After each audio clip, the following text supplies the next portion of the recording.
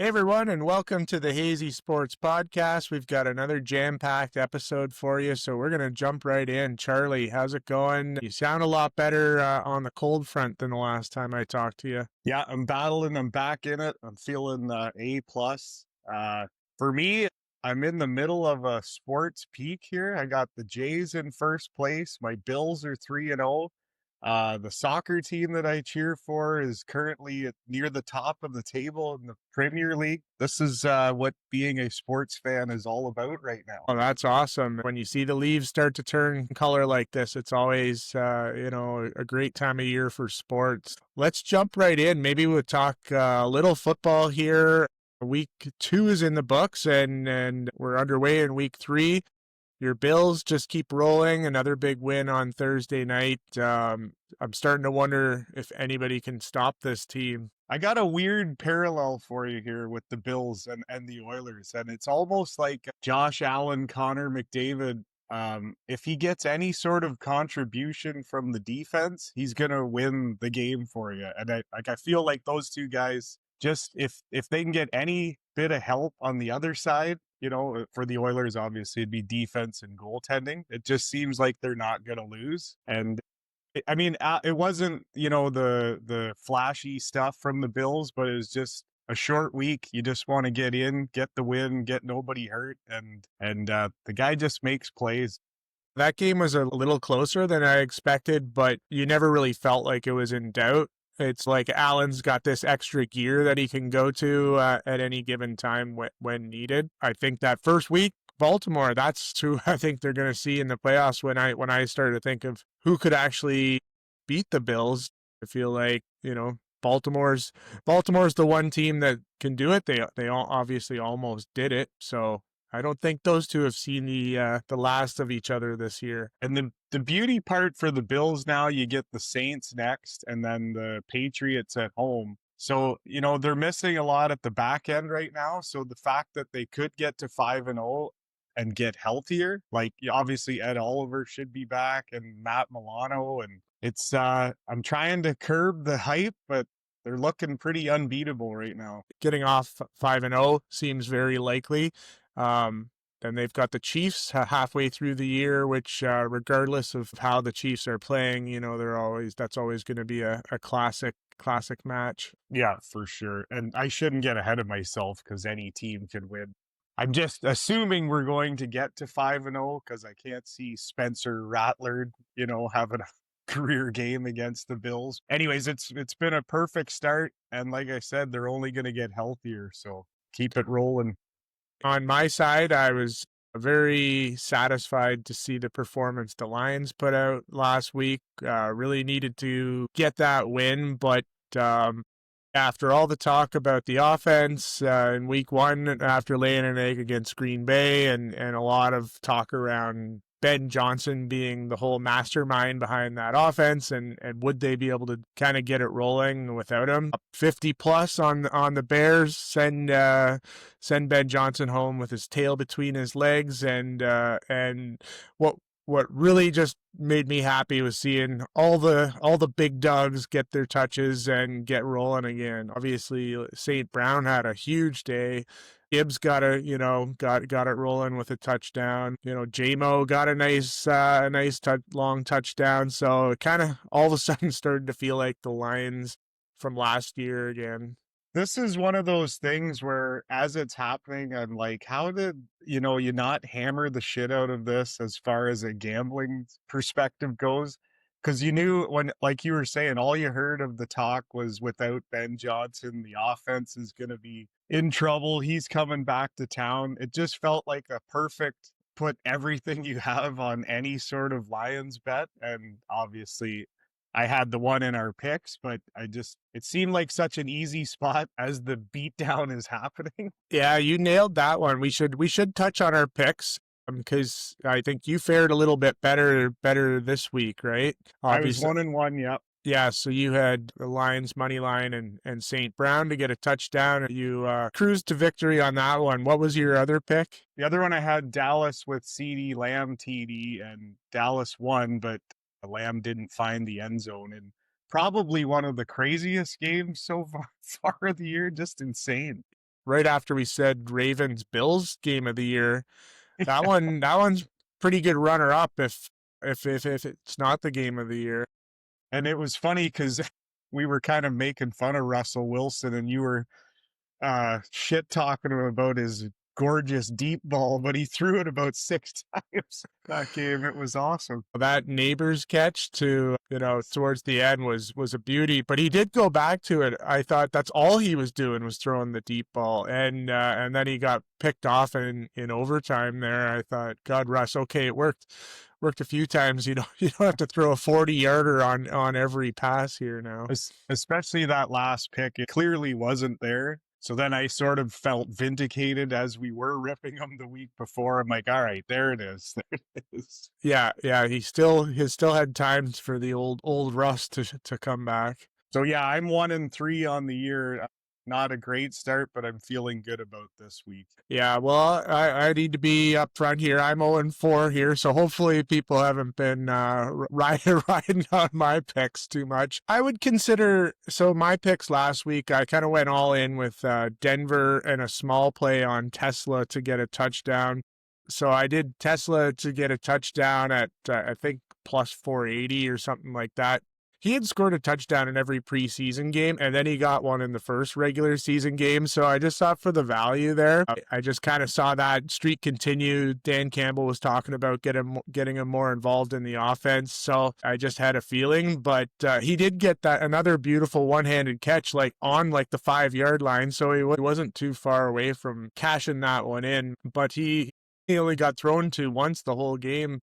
I guess they wanted to let the big dogs eat there and get them back on track. But I am fully on board the Isaac Tesla hype train here. There's so much talent on that offense that he's not going to get as many targets. But if he keeps taking advantage, I feel like throughout the year, he's going to become a very impactful player for them. I 100% agree. And he's just got to get more reps, right? Like it's clear Goff's more than willing to throw him the ball. And like you said, if it's in his radar, he's coming down with it. It seems like it anyways.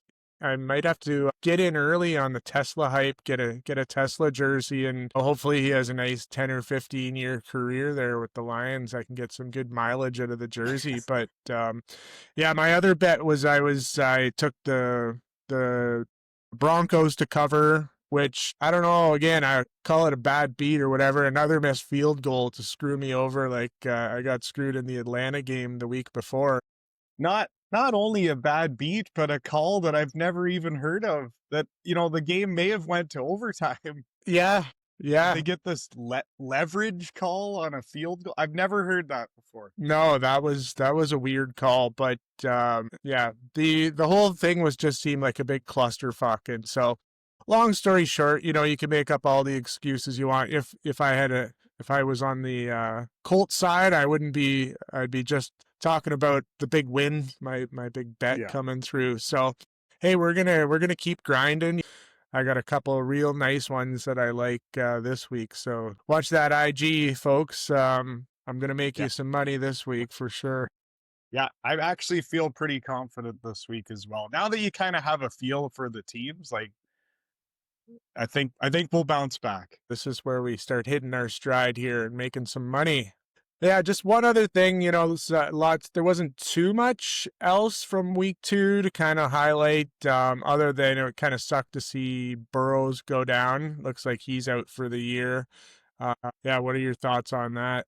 Yeah, it sucks to see. I mean, as a guy who's rooting for a team in the AFC, I'm not going to lie, I'm not too sad that, maybe we'll get to see this Browning instead of Burrow when the Bills play Cincinnati, but it's like we talked about a couple weeks ago. They're just a fun team to flip over to when they are playing. So to have him go down, you never want to see the stars get out of the game. So I'm hoping, like they were saying, if they did make the playoffs, he could make an appearance, but I don't like their chances with Browning.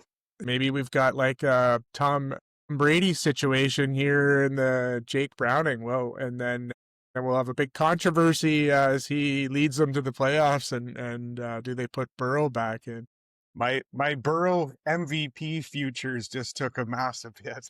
One other thing is they need to come up with a better name for the turf toe injury because it sounds like something very innocent and it puts guys out for the whole year. Like when you get a dislocated shoulder, you can or a fracture or something like that. But when you hear turf toe, you think it doesn't seem like that big of an injury, but it's crazy. I remember even back in the Deion Sanders day, that's what he got taken down. A lot of guys have been taken down from turf toe. I don't even know exactly what it is, but it doesn't I think sound that bad on paper. I think it's one of the ligaments in your toe that, and obviously you need your toes to plant and turn and stuff like that. Yeah, I'm pretty sure it's one of the ligaments in your toe is pulled or torn or whatever. But yeah, you're right. It sounds like a bit of a soft injury. Anyways, yeah, it sucks for Burrow to go down, but yeah, we'll see if Browning can step up and take advantage of the opportunity. Another thing I wanted to talk to you about was last Saturday night, we had quite the evening in combat sports. Netflix with a boxing card.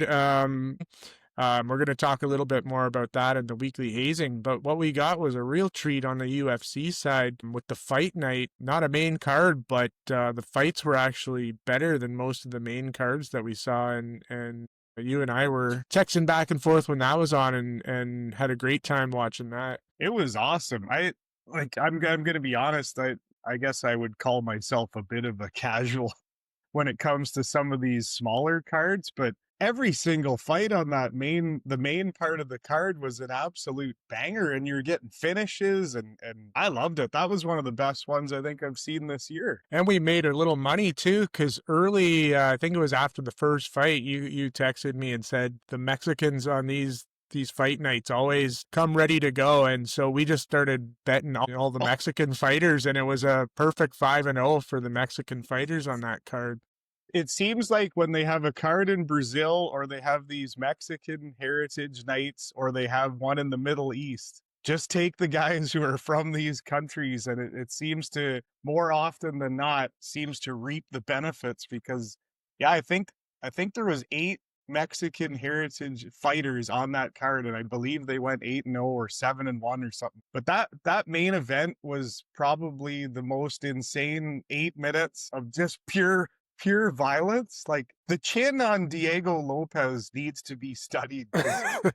He was taken full on, like that. John Silva was like complete windups and just clanging him right off the jaw. We had money on Lopez, but it wasn't looking good there for a while, and yeah, that had me jumping off the couch. I laughed too in the post-fight interview, and he starts acting like he's like, "Oh, it was easy work, easy fight." Like, yeah, buddy, you just took 40 straight rights to the face. It was great, and I love the time slot too, because they had it positioned before the boxing card came on, so it was right in the sweet spot of when I'm most alert for the night. Nice to not have to wait up till 1 a.m. to see the end of it. But yeah, it was kind of a surprising treat that was such a good card and a nice little appetizer before the boxing card. Yeah, it was perfect. Other news this week, obviously we're coming down the final stretch here in the MLB, and I see you're sporting your Jays shirt, your Jays hat, kind of pretty hot right now, still in first. You're now 4 games up on the Tiger, and I'm starting to get a little nervous about our bet here. A lot nervous, actually.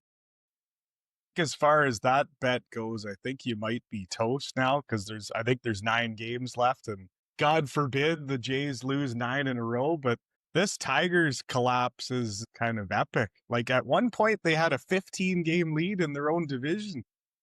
They could potentially still miss the playoffs here because they just got swept by Cleveland. They got another 3 games coming up against Cleveland, and if they don't win that division, I don't think the second place in that division is in a wild card spot. No, like, it's going to depend what happens with the Red Sox, but yeah, they could find themselves, like, it's crazy. At the start of this month, they were probably thinking, okay, another week we can kind of put it on cruise control and just get ready for the playoffs, and now you're into meaningful baseball for this last week all of a sudden. Yeah, not a lot good to talk about with the Tigers right now, but hopefully they can squeeze in and then everything resets and Yep. anything can happen in the playoffs. But let's focus on the Jays because there's been a little more positivity there and the emergence of a new pitching prospect. Why don't you talk about him a little bit? Yeah, so if you didn't see it, his name's Trey Yesavage, and he made his major league debut last week. He started in A-ball this year, which is absolutely insane. He's jumped 4 levels of professional baseball just this season. And, I was pretty pumped for him to make his start, and you're not expecting to see anything. You expect, you get the job done, you get in, you get out. But actually sets the record for most strikeouts in a Blue Jays debut with 9. And he actually was robbed of an immaculate inning. I don't know if you know what that is, but that's 9 pitches. 9 pitches, 3 strikeouts. And the pitch that they called the ball was well within the strike zone. So it kind of sucks that he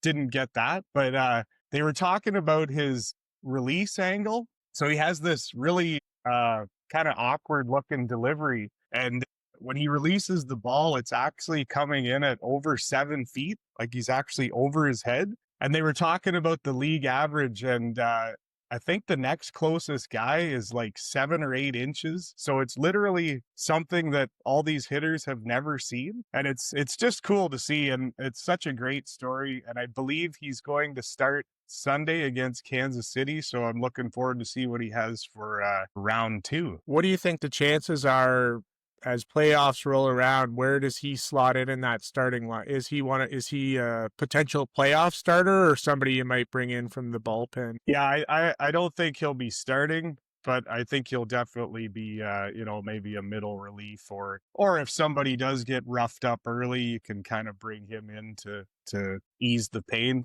You definitely won't be bringing in Tyler Heineman after last night. So the game got so out of control, the Jays had brought in a position player to pitch, and Tyler Heineman put up probably one of the worst pitching lines of all time. 1.1 innings, 13 hits, and 10 runs allowed. So I don't expect to see him in the playoff bullpen. Yeah, that was a rough one, 20-1. But yeah, I guess But it was they all count the same in the loss column. So. well, and everybody else lost, so it's a wash. There was a story before the game that Rogers actually bought the rights to the game because it was going to be an Apple TV game. So Rogers actually bought the rights because there was a potential clinching scenario. So right off the bat, I'm thinking, well, this is bulletin board material for the Royals. And sure as shit, 20-1.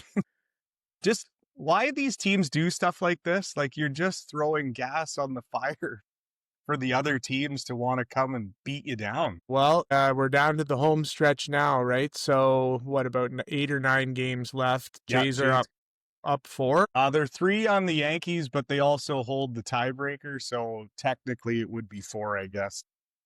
So the bottom would really have to fall out for them to not finish first in the division now. Yeah, but the Yankees actually play the worst team in the American League and Baltimore again, so the Jays can't really dick around here. They got to get some wins and just get this squared away. Well, it'll be exciting for playoff baseball to get here and see how the chips fall in terms of that playoff setting. Let's shift gears here. Before we get to the weekly hazing this week, I've got another trivia question for you. This is our 3rd week, quickly becoming one of our more popular segments. By that, I mean I've had a couple people mention to me that they like it, but it's one of my personal favorites. So I've got one for you here, Charlie. We've been talking a lot about the hockey trophies, and as we're coming up to the next season, right now, Ivan Demidov is the odds-on favorite to win the Calder Trophy. If he pulls that off, Montreal will have back-to-back Calder Trophy winners. Now, my question to you is, what was the last team to have back-to-back Calder Trophy winners? Now, okay. As usual, we'll give you and the listeners some time to think about that, and stay tuned to the outro, and we'll give you the answer. Okay. Did you happen to see any of the Demidov highlights from the rookie games? I did. Yeah, his half wall work is looking pretty on point right now. That poor guy who you put like absolutely broke his ankles, and like you remember the Ekblad one with McDavid last year? This was that times 10. Like that guy should just retire, I think, from hockey after that shit. That was insane.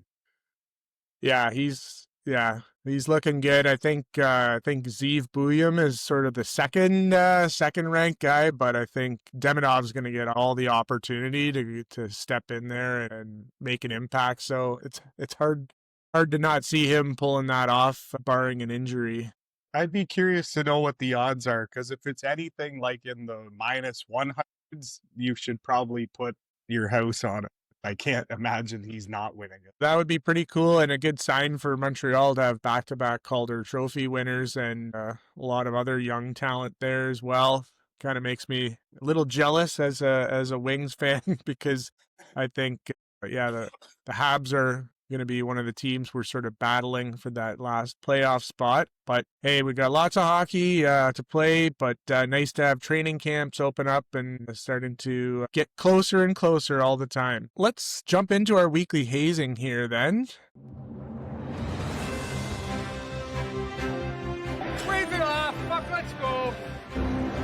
Fucking way that stick at me again, you're gonna fucking eat it. Bare fucking teeth. You wanna get knocked out again? We got a guy for you. So we're going to kick off the weekly hazing with a couple of LA sports legends that have announced their retirement. Clayton Kershaw is going to be retiring at the end of this season, but luckily the Dodgers have clinched a playoff spot, so we'll get to see him in the playoffs still. Just had a nice moment with his last regular season game at Dodger Stadium last night. Got a nice ovation from the crowd. And then on the NHL side, Anze Kopitar announced he's going to be retiring after this upcoming season. So, yeah, a couple of longtime LA sports legends retiring. Yeah, it's kind of what, like, you start to realize how old you're getting now as you've known these guys since they've been 18 and now they're at the end of their career. You kind of feel old sometimes. But Kershaw was a guy that there was a good 3-4 year stretch where it just seemed like he was unhittable. He's obviously had some troubles in the playoffs, and that's well documented, but he was one of those guys that, like, if I knew he was pitching and I had an opportunity to watch, I would always check in. He's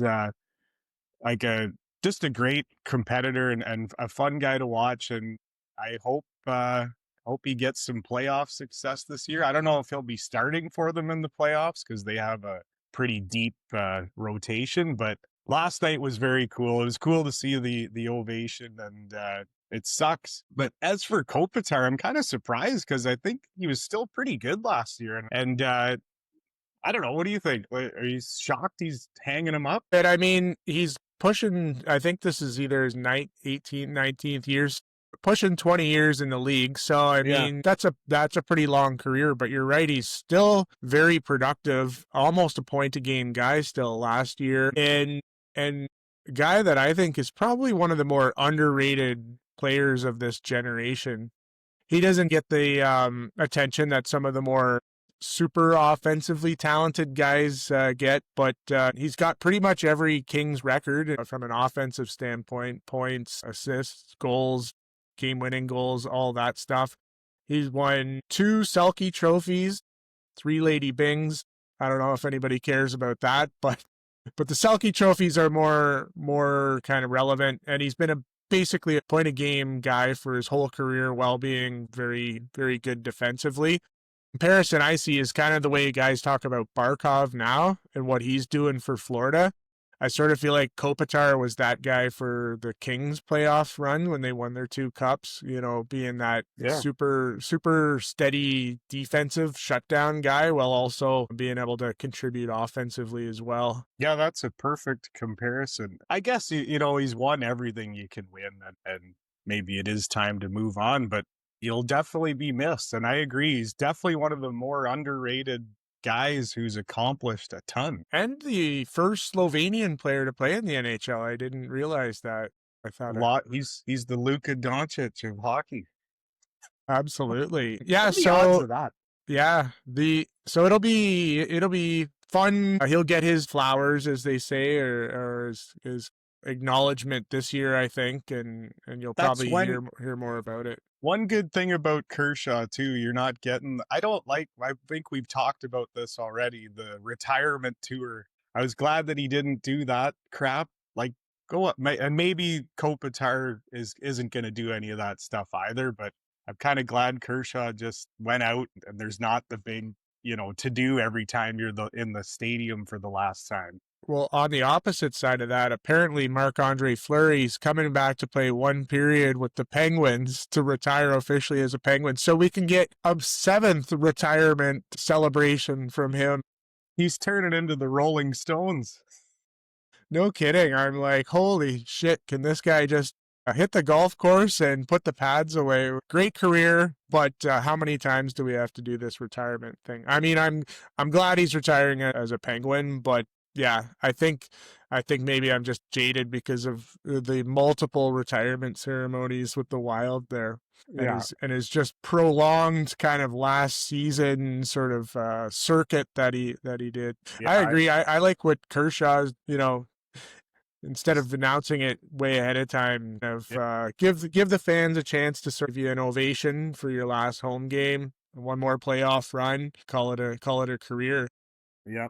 I am curious, where would you put Kershaw in the pantheon of sort of modern pitchers over the last couple generations? Like, would you have him in the Randy Johnson, Pedro Martinez I think bracket or tier? Yeah, it's hard to compare the pitching eras now because these guys are really babied. But he was such a workhorse that I think he would have fit in with those guys. When we were watching baseball as kids, 300 wins was an actual achievable thing, and I don't know that anyone's going to reach that again because they limit the work that these guys do. But had he been in that era, I think he would have fit right in with those guys for sure. Well, let's switch gears here. We touched on it a little earlier, this boxing card with the Canelo fight last Saturday, free on Netflix, so kind of not having to pay the pay-per-view. Followed up on what was a top-notch UFC fight night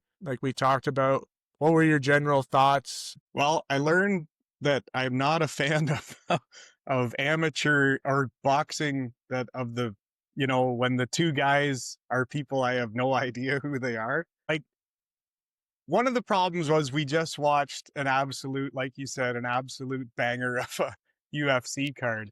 And then I'm like, okay, well, let's roll this right into this boxing. And that first fight, I was just like, I can't watch this. And the overdone production of this boxing card, 5 hours. It was 5 hours and 15 minutes. That was my problem. And how many of those little trailers for the Canelo fight did you see? They literally played that 3 or 4 a different sort of version of it 3 or 4 times in between every fight. I'm with you. I want to love boxing. I know it's the sweet science, and I get nostalgia kind of looking back on those Ali Fraser fights and, even the Tyson days and all the kind of the Sugar Ray Leonard and Duran and all those guys. So part of me wants to be able to experience that in sort of the prime of my sports fan life, I guess you would say. But I have to admit, when you go, it's the same when you go from the kind of more condensed number of rounds and the high level of action of the UFC fight. It felt very boring sitting around for 10 rounds while guys feel each other out and, there's not a lot happening. You're not seeing any real huge sort of knockout power punches. I definitely respect what they're doing and think that probably if I got to know some of the boxers better and you're kind of more invested in the storylines, you could get into it. But the combination of I wanted to be interested in it, but I was just finding myself sitting there watching and at one point I'm like, who am I kidding? I'm not into this at all. Yeah. The one thing I kept thinking about was, we're into the 4th hour now. And then the whole thing I kept thinking about was, imagine you sat through this in the Tyson days, and then Tyson drops the guy in 90 seconds, and you've just wasted 5 hours of your life. At least the Canelo and Crawford fight was a good fight, and it went the distance, and I really enjoyed it. There's such a difference between these absolute top guys to what you saw at the beginning of the card. Like it was great. It was a great fight, but I just can't get over the 5 hours. Yeah, same here.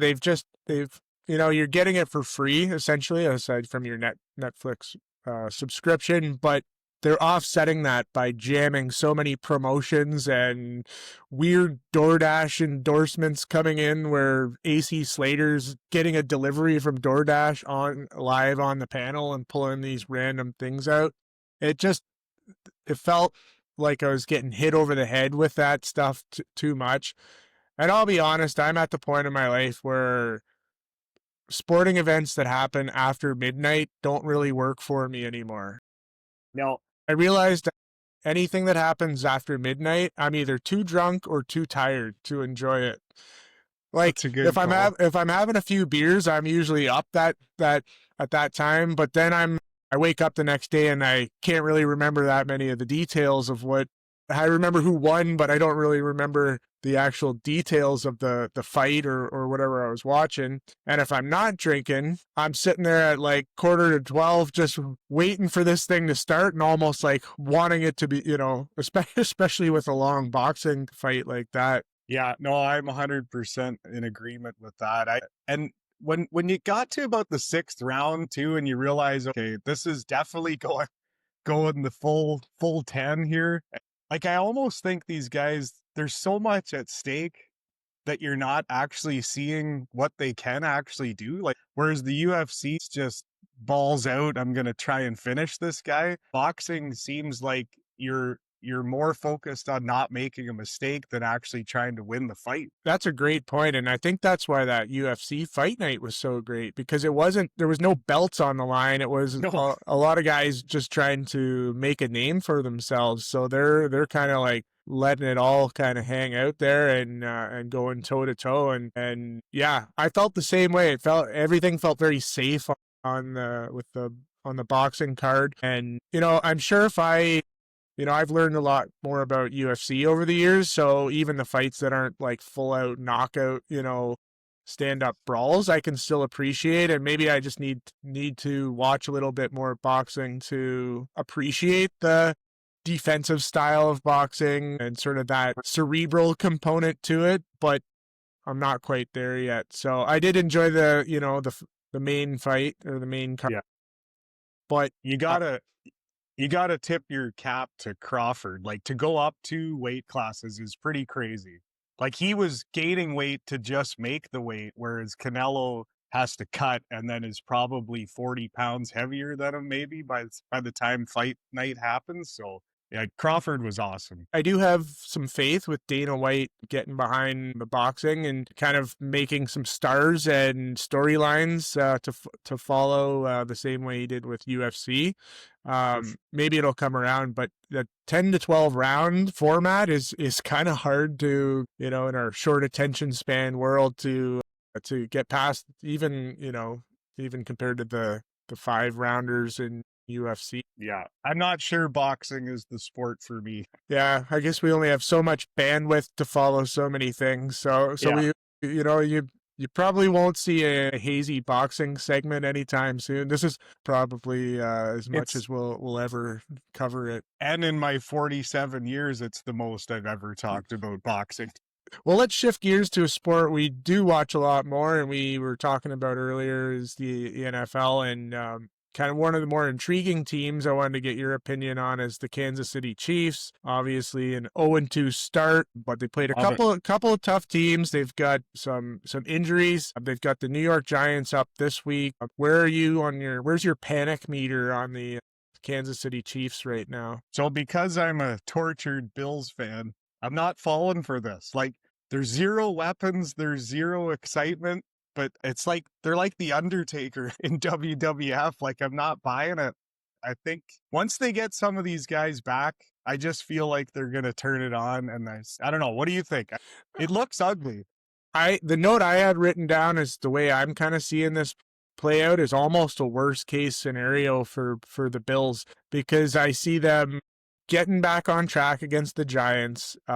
They do have a pretty tough schedule, so it might be, sort of a win here, a loss there for the next few games. But I think I could see them getting healthy, getting all their guys back, and going into the playoffs on a 7 or 8 game winning streak. Sneak in as a wild card, win the first round, and then get the Bills coming off a bye week. Now the Bills are definitely better, but I just think if the Bills see the Chiefs in the playoffs, there's all that history and I guess the little bit of the Chiefs voodoo that can get in your head as a Bills fan. And they're going to make a move, right? Like whether it's, maybe Tyreek Hill gets cut in Miami when that thing falls apart, if it hasn't already fallen apart. And I know they're going to add some explosive piece, and I'm just going to, like you said, be sitting here in a few weeks just shaking my head saying they're back. And I'm not buying the downfall just yet.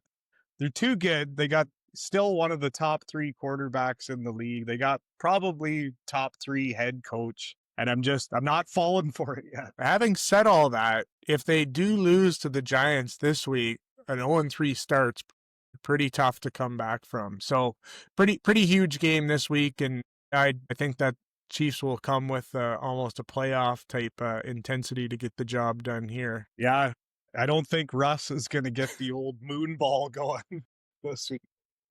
It's funny because there's only so many times you can say, well, I'm not betting against Patrick Mahomes and Andy Reid. And then if they keep losing, you can't keep saying that. But I do think, if they get some weapons back, that's an intriguing storyline or potential storyline that you mentioned that I hadn't heard or thought of, was Tyreek Hill coming back. That would be fun football to watch. So he would have to be cut because he makes way too much money to do a trade, but I just, from what you've seen and what you keep hearing, it feels like it's sort of boiling over in Miami where they're gonna have to do, I mean, that team's done anyways, but I just I could see a situation where they just say, all right, go somewhere else, and that would be a complete nightmare if he ends up back in case. As a neutral fan, and I would love to see that. Anyways, I think we won't write the Chiefs off yet. We'll see if they get their first win this year and get some momentum going. Let's round out the weekly hazing with a bit of a hockey story or potential storyline. Matthew Tkachuk has been ruled out till December with an injury, still battling that same injury he got during the Four Nations. So my question to you is, if he does come back December, do you think he's in the Olympics this year? That's a tough call. If you're Florida, you probably say no, but it's probably one of those weird situations where you can't really say no. And I don't know. It's a tough call because, I mean, obviously it's going to depend where Florida is in the standings and stuff like that. And it'd be tough to deny a guy who's been such a beast for your organization that opportunity. But, if he's not healthy, do you really want him going? And I'm assuming the Olympics is going to be just as intense as the Four Nations was. Yeah, it'll be more games for sure. Assuming the US makes a run. But I think he's going to want to be there so bad, and he's got you two cups that you just got to give it to him. But I would be a little nervous just coming back from that, and then the potential of getting re-injured there. But he's going to want to be on that team. Yeah, I guess with the 2 cups, you kind of owe it to him to say, yeah, go ahead. That could be, if he ends up getting injured again in that could be devastating for that team, especially now that you can't use the playoff money. Mm-hmm.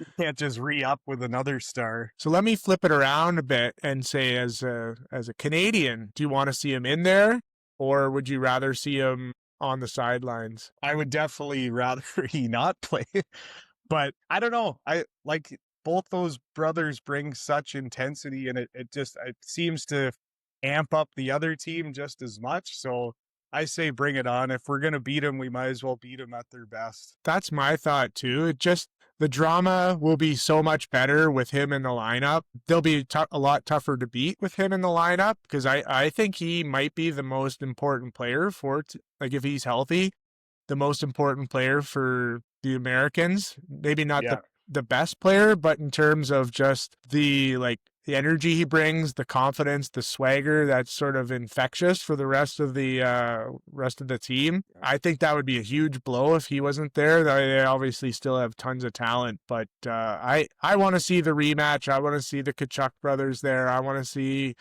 that same animosity that we had in the Four Nations. I hope he's there, even though I could be sitting here after the Olympics regretting saying that, but yeah, it'll be interesting. I just thought it was kind of a interesting situation there if you're, the Florida front office, where this guy's going to be, pretty much any other player in any other situation, you'd be saying, yeah, you're not going to the Olympics. You're going to focus on, staying healthy for the playoff run here, but coming off back-to-back cups, everything he's given to the organization and how much he's going to want to be part of that U.S. team. I don't know if you'll be able to hold him back, but we've got lots of hockey and time to see, but I just thought that was an interesting little discussion to have. So anyways, that wraps up our weekly hazing. Some good discussion there. And now we're going to shift gears to our hazy market watch and find out who Charlie and I are buying and selling in our player and team portfolios. All right, so this week I'm buying James Cook. I know this isn't a crazy buy because he's obviously one of the best running backs in the game. But when the whole contract dispute was happening, I was like, all right, you know what? If you want to go elsewhere and make a shitload of money, then we don't need you. But just this year so far, 62 touches, 355 total yards, 4 touchdowns, and 0 drops on passes. And it just seems like if he gets even a sliver of daylight, he's getting you 7-8 yards. I thought he was replaceable, but this guy is just electric on every play. And it's just another weapon with that Buffalo offense. And so, yeah, I'm glad he stayed, and I just hope he stays healthy and keeps chewing up the yards. Well, let me jump in with where I'm putting a little money this week in terms of my investments. And I was going to go Isaac Tesla, but I feel like I've talked about him enough. So we'll just, I've already got my Isaac Tesla stock. Are you writing the Isaac Tesla newsletter for the fan club? I'm getting that going. But this week I'm going to take, I would call this a bit of a penny stock with Jake Browning. We talked about him a little bit earlier, but I'm buying in low here with just the hope that with all the offensive weapons he's got there, obviously he's not the quarterback that Joe Burrow is, but I'm kind of thinking we won't see a huge step back from Cincinnati in terms of their offense. So I like the confidence and the poise that he came in there. I know he threw a few picks, but when the game was on the line, he got the job done. Now he's kind of got an extra week to prepare. I could just see him, going on a nice run till Burrow gets back. And I don't think all hope is lost for Cincinnati. And he's like, when a backup comes in, you almost feel like the offense gets peeled back and it's super conservative, where he comes in and he's not afraid to wing it downfield. And I think that's what you need. And like you said, he's got the weapons there. So I like that one. That's a good one. All right. Oh. As far as my selling, I'm selling Max Scherzer for the Blue Jays. So he got absolutely lit up last night. In his last 5 starts, he's failed to get out of the 5th inning in all but one. He's prone to the long ball. There was a story that he might be tipping his pitches. And when you start forming a playoff rotation, I'm not sure you can trust this guy. I know he's got the pedigree and he's a fierce competitor and all that shit, but he just doesn't seem to have it right now. And I think there's a role for him on the team. I'm just not sure if it's as a starter. So I'm selling my Scherzer stock. Okay, well, the stock I'm selling this week is Caleb Williams. I'm probably not the only one selling Caleb Williams stock, but I did come into this season, even after the first game, I thought he just needs some time with a good offensive-minded head coach, and he's going to take off. But I know there's still lots of time left for him to develop, but just the mental side of the game, he doesn't seem to be processing plays. He makes, he does have some highlight kind of moments at times, but he just doesn't seem to have command of the game and sort of the poise. Whereas, when we talked about a Cam Ward there last week, I see such a huge difference in just the body language and the processing and the confidence between those two players. And Cam's only his second game in. I know a lot of people are bailing on him right now. The combination with him and Ben Johnson is off to a very rough start, but I'm just kind of getting to the point where I don't know if I ever see him reaching that potential. And I thought I thought Johnson would be able to make things a little easier for him. So I'm with you. I'm a little shocked that it hasn't clicked yet. And, he's got Dallas this week, so maybe he gets some numbers up. But yeah, I think I'm out on Caleb as well. All right, well, that's a good market watch. We'll continue to monitor our portfolio, and hopefully we're making some money here as we go. Let's switch gears to our weekly report card. I've been reviewing your work. Quite frankly, it stinks.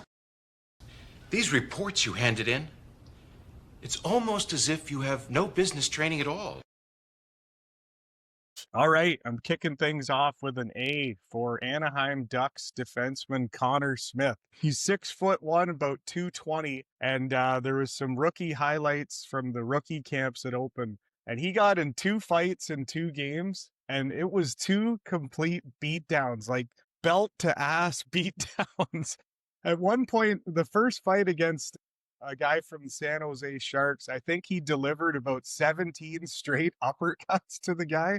The guy never even got one punch off. And I don't know if it was just I was hyped because, you're getting some hockey highlights again, but it was just good to see. I don't know if he'll make the team, but an A for Connor Smith. I'm going with a C for third down signs at Ford Field. Now, I'm a Lions fan, so I'm usually talking about them in a glowing perspective, and I do think the Lions have one of the best home field advantages or home field crowds, but I don't know if you saw it on the games they have when they give these signs out with just the number 3 on them, and when it's third down, you have everybody in the crowd waving the sign with just the number 3, and I like the idea of doing something on third down to raise the energy and try to make it more difficult for your opponents. But the sign with the number 3 on it, I'm not sure that's really a good investment. And I'd rather just have people waving their arms or something like that. So C for the third down signs at Ford Field. Okay. I've got another A for the QB school.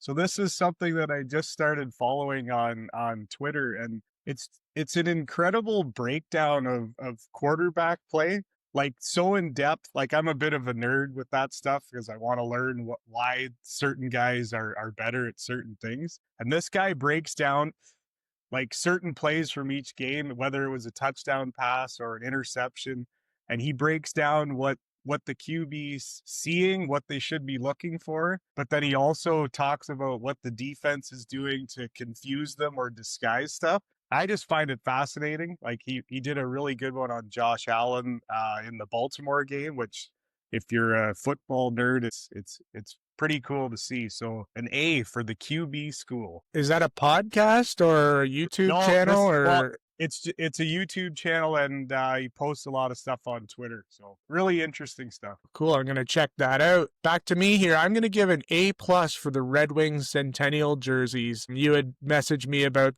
these, but obviously the Red Wings are celebrating their 100th year in the NHL, and they just came out with some beautiful jerseys that bring in all the elements of some of the core jerseys over the years. I'll give an A+ for the jerseys. I'll give another D to Fanatics. You were talking about the $70 hats.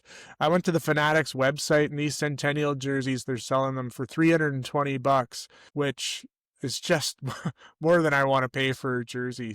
Maybe I can find somewhere in China to send me a knockoff version of it at a lower price. I don't know, but either way, A+ for the Red Wings Centennial jersey. Those are sweet. Yeah, it might be the best new jersey I've seen in a long time. All right, I got a B+ for the new Deftones album, Private Music. So I'm a guitar player, but I love drums and I love groove. And you know, this isn't for everybody. It is pretty loud, noisy music, but man, these guys can just lock into a groove. And you know, they always say, why do these old bands keep putting out albums when they're long past their run? But this is why, because every once in a while you get absolute gold. And the album's called Private Music, and I absolutely love it. So a B+. Awesome. Haven't heard that one yet, but we'll definitely check that out. I'm going to go with a B for non-alcoholic beer. Now, I know I might be risking a little of street cred here by promoting non-alcoholic beer, and don't worry, I still love a full-bodied, full-alcohol beer, which I drink most of the time. But, you know, there's a lot of times where you're somewhere you got to drive after, trying to make the responsible choice. I just started getting into these non-alcoholic beers for those situations, and it had been a while since I tried them back in the O'Doul's day when these non-alcoholic beers really tasted like shit. But the one that's my favorite is Guinness. Like, I swear you would have a hard time doing a blind taste test between the alcohol version and the non-alcohol version in telling the difference. And the other one I really like is for a nice hot day is Corona does a good one. So just a little tip out there, if you're out somewhere and you can't be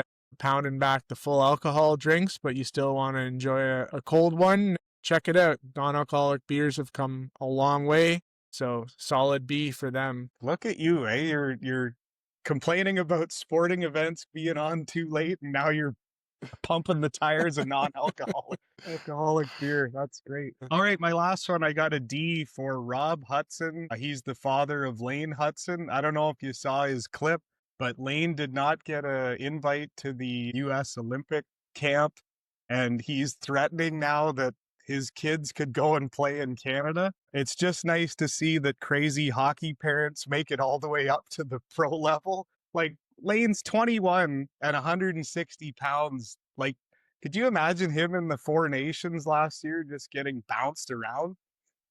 Not to mention, you've only played 82 pro games. Like, let's pump the brakes there, Rob. So a D for Rob Hudson.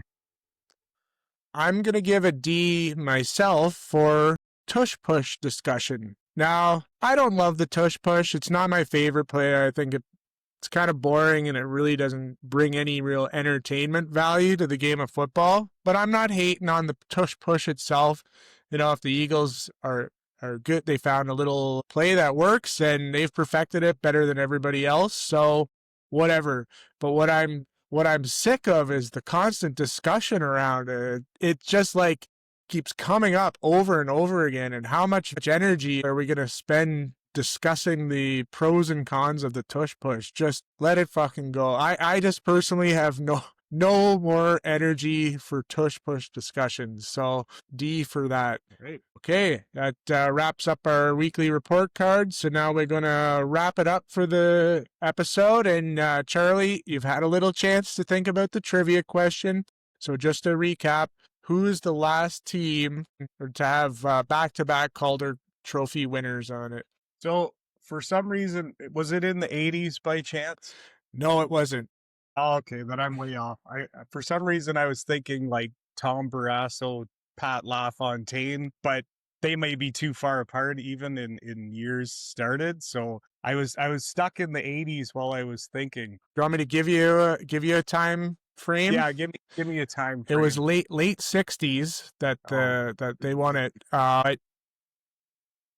One of the guys is a very famous player. I will say that. Yeah, my brain was stuck in the 80s, so I haven't even thought about going back, but I may have to tap out on this one. It was Bobby Orr and Derek Sanderson. It is hard to shift your head into that era, but Derek Sanderson was kind of the trickier question, but pretty cool. I just thought I was surprised it had been that long when I saw the Demidov thing, and I just thought I'm going to see when the last time that happened. But yeah, I think Bobby Orr was 68, rookie of the year, and Derek Sanderson was 69. They both were obviously key contributors to the 2 cups that Boston won, and actually Sanderson assisted on that goal that Bobby Orr scored, the famous one where he's diving through the air that he scored in overtime to win the cups. Kind of a cool just the way those two evolved together. And it also, when I was going down the Bobby Orr rabbit hole, it was looking at some of his career stats, and we were talking last week about the 8-year run that Ken Dryden had. Well, take that up a notch for Bobby Orr. His 8-year run, he won 8 straight Norris trophies. He won 2 Art Ross trophies, and he won 3 straight Hart trophies. So that's great. That kind of ups the ante even from what Dryden did. That's incredible. Jesus. He won the Hart, the Norris, the Art Ross, and the Conn Smythe all in 1 year in 1970. That's pretty impressive. Pretty good player. But the other thing that made me laugh, or kind of took me down memory lane a little bit, is like, I don't know if you remember this, but when I was in grade 5, I actually did a speech on Derek Sanderson. And it's not my favorite one of your speeches, but I do remember. Which was kind of funny, I thought, because I could have went with I don't know, in grade 5, that would have been, I forget, 89 or something like that. I could have went with the easy choice of like a Lemieux or Gretzky, but decided to go with the guy with the checkered past and substance abuse history instead. Yeah, that's a weird one. And then you also did Eddie Shack. Right? That's right. I did that the year before, so that was grade 4. So I don't know, my dad must have been influencing me on my choice of players here. That's my personal favorite, the Eddie Shack. I can't think of Eddie Shack without thinking of you with that opening line. Yeah, I still remember that, because in those speech days, like you would do your speech in front of your own class, and then if you got picked to go on, you'd have to do it in front of the school. And the very opening line of the Eddie Shack speech was, "Clear the track, here comes Shaq." But it was like in this squeaky grade 4 voice that almost cut out. And I remember getting on stage and trying to deliver that line with confidence was a bit tricky. But what the hell was I doing even caring about Eddie Shack in grade 4? I don't. That's awesome. I hope there's video of that. There probably is in the MCPS archives. I don't know if anybody's got any connections there, but I would love to see that. But did you know, speaking of, not to go too far down the Eddie Shack rabbit hole here, but Clear the Track was actually a song, like an actual song that got put out, that it was on the radio. And it was like in the, on the Billboard charts in Canada. It's actually pretty hilarious. Yeah, it was actually went to #1 on the Chum FM charts in Toronto for a while. So that's brutal. Eddie was quite the entertainer. But yeah, enough of that trip down memory lane here. We do have one other RIP to do here. Rest in peace to Robert Redford. We're starting to do a lot of obituaries here, but kind of obviously one of Hollywood's classic leading men for a while. A pretty awesome career. Won an Oscar for directing the movie Ordinary People. Never won an Oscar as an actor, but was nominated a few times. Obviously, most well known for his role as the Sundance Kid, and I never even connected the dots before, but the Sundance Film Festival was actually something he founded, hence the connection. That's why it's called the Sundance Film Festival. On the sporting front, he played Roy Hobbs in The Natural, which Simpsons has made fun of a couple times with the making his own bat. But my personal favorite, obviously, The Sting, right? That's such a classic movie. If you haven't seen it, watch that movie because it's awesome. It's been a while, but yeah, him and Paul Newman were a great tandem there. Kind of the Brad Pitt, George Clooney. But yeah, The Sting was a great movie. Haven't seen it for a while, so might have to go back and watch that again. I thought you would be more of a Big Indecent Proposal guy. That's awesome. Yeah, so rest in peace, Robert Redford. A great career and a Hollywood classic there. Yeah. Okay, that wraps up everything for the week here. We had another packed episode. pumped for another great week of football. Hopefully we get some winners to talk about for our next episode. We're going to be back next Saturday for our last episode before I head out on my trip, and we're going to be doing a big NHL regular season preview, so kind of some rapid fire across all the teams. We're going to look at our favorite storylines and lots to dig into there. So next week will be a little bit more NHL focused, as we're just around the corner here for October 7th and the start of the regular season. Yeah, the OHL kicked off last night. I think we're 16 days from NHL, so I think we're going to do 2 parts, right? We're going to do a East and West, and they'll be split up over the next. Yeah, exactly. So that'll help to digest it, because there is a lot to get through, 16 teams in each conference. So we'll have to be ready to move quick on those episodes. We're gonna try to cover everything, but we don't want 3-hour-long episodes. So yeah, we'll break it up and release those separately. Beautiful. So all right, Charlie, well, good catching up with you. That was fun. Enjoy the games tomorrow. Enjoy the home stretch of the Blue Jays run here. We'll talk to you next Saturday. Until then, have a good one.